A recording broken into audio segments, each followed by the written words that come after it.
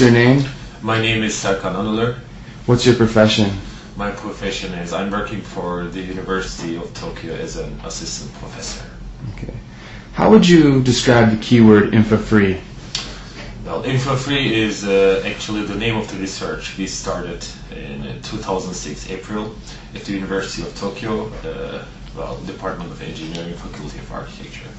And infra-free is basically a short term for infrastructure-free, which basically means that we are trying to develop new habitable units or like housing or places like people can live without depending on infrastructure.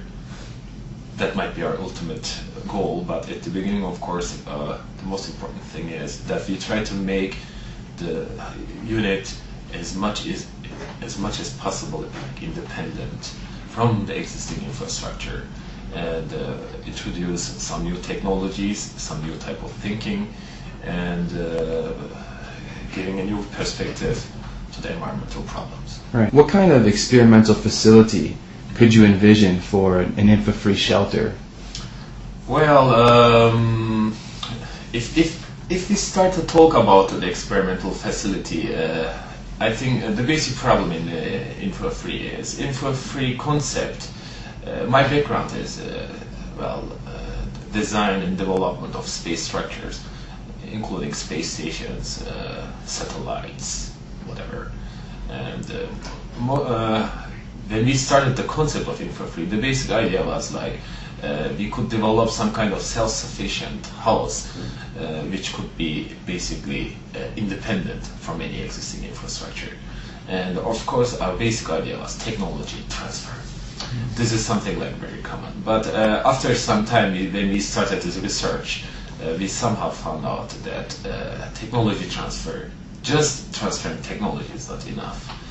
So for us, recently, from my own opinion, I think the technology transfer is a business process, basically, and it is much more connected to business, and it should be undertaken by people with a perhaps solid technical understanding of how the technology works and can be applied, basically. Right? But I think the ideal technology transfer occurs only because of a market pull, not a push. Right? So if you try to push technology, it's like, oh, this is a good technology, oh, this could be applied here and everything. I think in the infra-free project it won't be very much successful. So if we develop an experimental facility, I think we have to transfer some known technology and perhaps initiate a market pull. And I thought like, how could we, for example, develop this experimental facility and also get the interest from people? Perhaps like two ideas. One idea is I wrote it down here is like the cost of development can be distributed over more than one product. This is very, very important I think in every type of business. And the other one is the sunk cost of development which can be reduced by making the use of technology that has already been developed. So the idea is we want to, the experimental facility should be a platform in which we should analyze, experiment, and perhaps develop new ideas, try to apply existing technologies in different ways, and perhaps not only high tech but also high thinking. So the experimental facility is, we started research, actually a project together with the University of Hong Kong, and we are now making the first sketches of a container-based idea, a very simple, compact structure which would go all around the world, basically starting from Japan, going to the United States, and most probably left to Germany, and try to implement some kind of new ideas, new technologies. So the experimental facility will basically show, it will be, at the beginning it will be just a container actually, it will be just a solid shelter, but after that it will be a very good place, I think, to start researching, to give people something that that they can work with. So the experimental facility, basically the shelter, will be developed, I think, by 2017. So with that facility in mind, what do you see as the future for shelters in general? Well, info-free research has three basic items, three basic topics. The first is we call temporary infra. It's basically they are basically like post-disaster shelters, temporary housing, which could be easily developed and easily maintained and easily be kept somewhere in the storage because they are very compact, or they could be easily sent to another country. And that's why we deal with the size of a container according to the ISO. So we can send, for example, with one ship we could perhaps transfer over 100,000 units, like housing units for 100,000 people, which is quite good for one shipping. The second step is low infra. We are working with slums. We are working with areas which do not have infrastructure, and we would like to combine like different technologies so that people can have like more hygienic environment. Our group made research in Brazil and basically in South America, like also Colombia.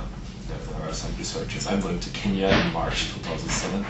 So one step is to develop some kind of simple but hygienic housing units. And the third, like my real future aim is like to develop housing for people, especially for the rural Japanese areas, like rural Japanese cities, which are experiencing a very high population decrease, and many villages are going to be lost, or they will put like many villages together to save money because the infrastructure it has a lot of costs and everything. So basically these three concepts and the outcomes of some kind of new house type would be basically my image about the future of infra-free. Very good. Thank you. And lastly, I want to just finish by asking you, after this symposium, has your perception changed or been influenced about infra-free? What has it new meaning, or has it changed? Well, it was actually very, very hard to prepare the symposium. We had a really hard time just for one day, and I was very interested about the participants because they were all from different fields, all with different backgrounds. Like with people also not connected with any kind of technology, nothing. But it was very, very interesting. I could see like how people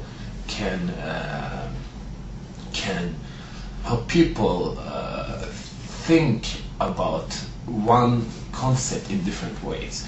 Like everyone had a different perception.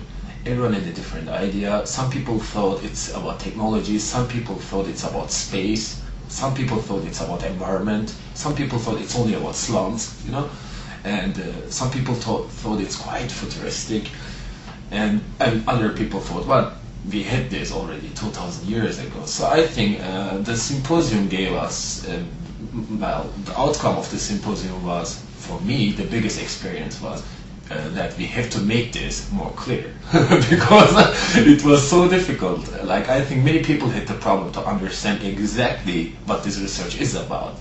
But on the other hand, it was very interesting to hear about other people's ideas.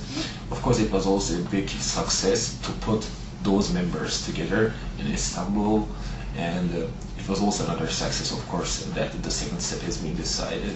And now, of course, the symposium was a great experience for us, for people who came to listen to the symposium, and symposiums are always a great experience. So I learned a lot, but I thought the biggest lesson I learned is that we have to make this research more clear.